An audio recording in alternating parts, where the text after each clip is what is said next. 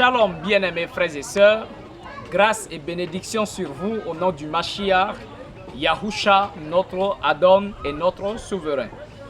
Que le nom du Créateur Père Céleste, Yahuwah, soit glorifié.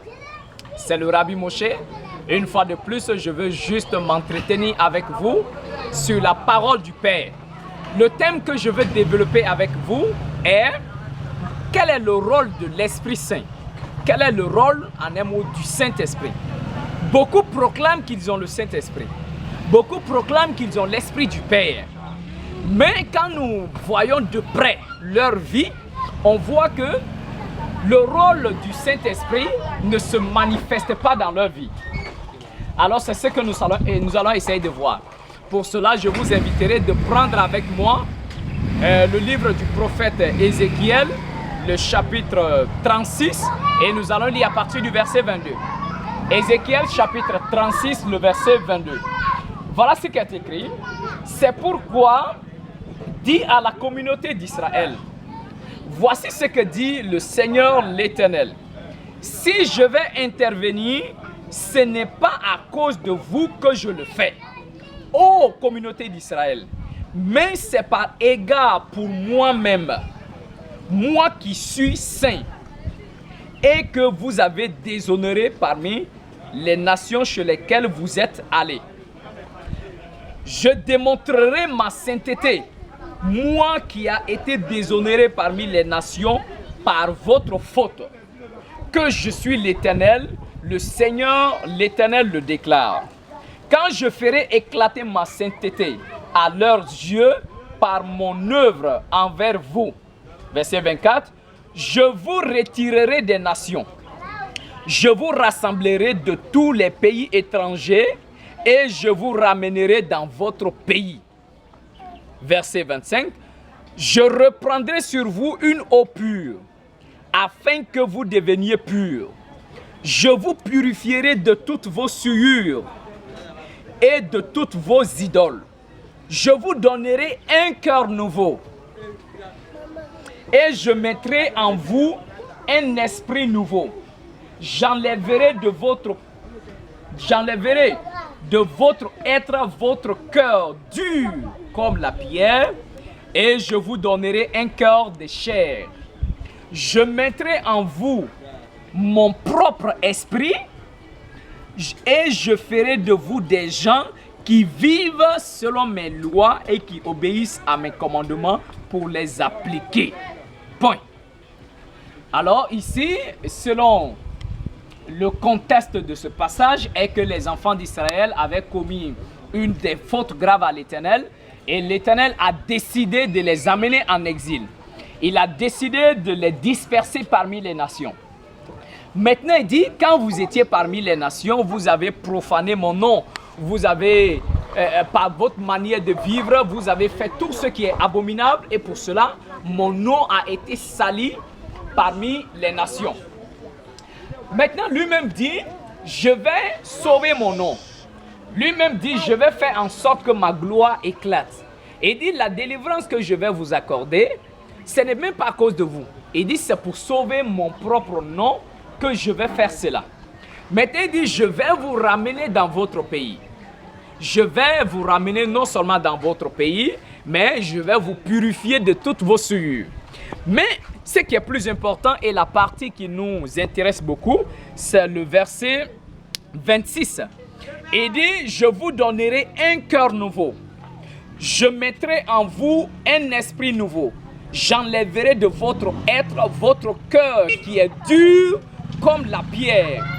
Et je vous donnerai un cœur de chair. Maintenant le verset 27, écoutez. Vous qui avez l'habitude de dire que vous avez l'esprit en vous, vous avez le Saint-Esprit en vous, alors qu'on ne voit pas la manifestation de l'esprit en vous. Maintenant il dit, je mettrai en vous mon propre esprit. C'est le Créateur qui parle. Je mettrai en vous mon propre esprit. N'est-ce pas ce que vous appelez le Saint-Esprit? Il dit, je mettrai en vous. Maintenant après il dit, je ferai en sorte que vous soyez des gens qui vivent selon mes ordonnances, mes commandements pour les appliquer. Alors ici, quel est le rôle de l'Esprit en nous? Pourquoi il vous donne un cœur de chair. Il dit, je vais enlever en vous le cœur de pierre que vous avez parce que votre cœur est dur. Il dit, je vais enlever ça en vous. Il dit, je vais remplacer par un cœur de chair. Et deuxièmement, il dit, je mettrai mon esprit en vous. Le but de tout ça, c'est quoi? Pourquoi il va mettre en toi non seulement un cœur de chair? Deuxièmement, pourquoi il va mettre en toi son esprit? Ton être, ton cœur n'est pas devenu la plage où le Saint-Esprit va venir prendre du repos. Non. Quand le Saint-Esprit vient dans ton cœur, c'est pour un travail. Il dit, je mettrai mon esprit en vous.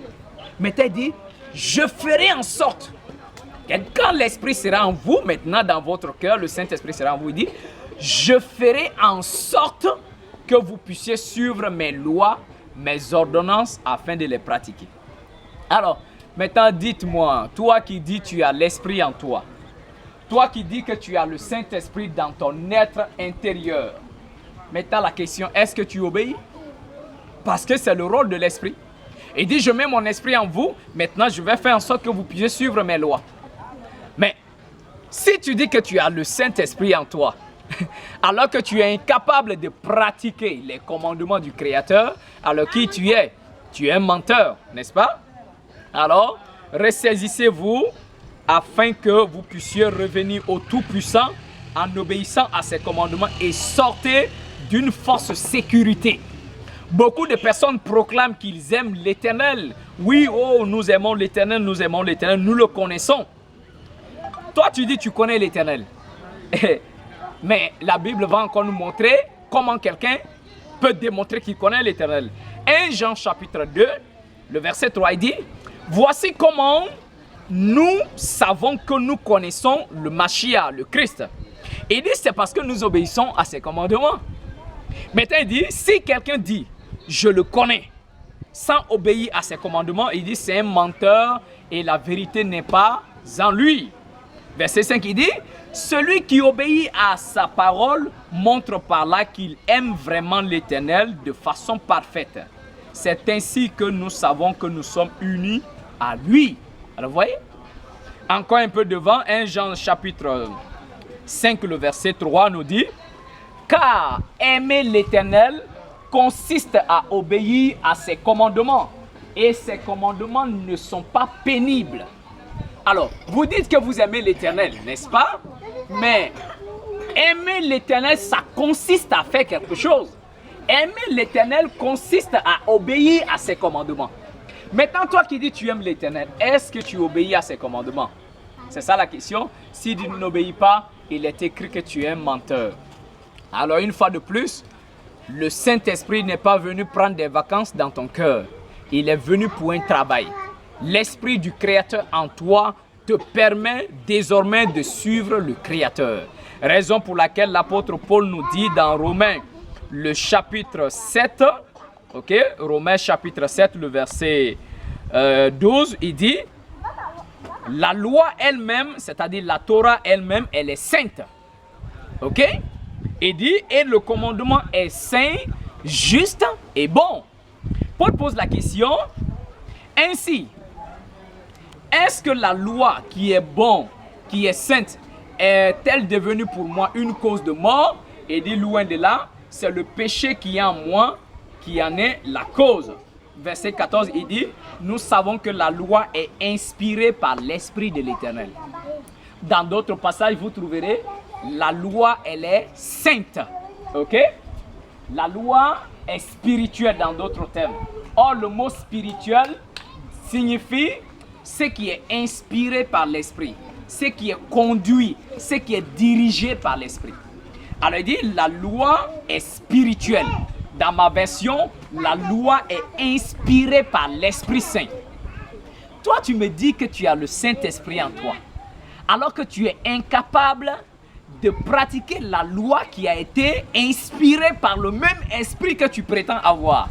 Alors là, il y a un problème. Alors il dit, la loi est inspirée par l'Esprit de l'Éternel. Et il dit, mais moi je suis un homme charnel, livré au péché, je suis esclave du péché. Alors vous voyez, maintenant, quelqu'un qui dit qu'il a le Saint-Esprit, le but c'est quoi? C'est qu'il obéit au commandement. Parce que le Saint-Esprit va lui inspirer les commandements de l'Éternel. Et quand l'Esprit lui inspire les commandements, l'Esprit lui enseigne comment pratiquer tel commandement, comment suivre tel commandement de l'Éternel.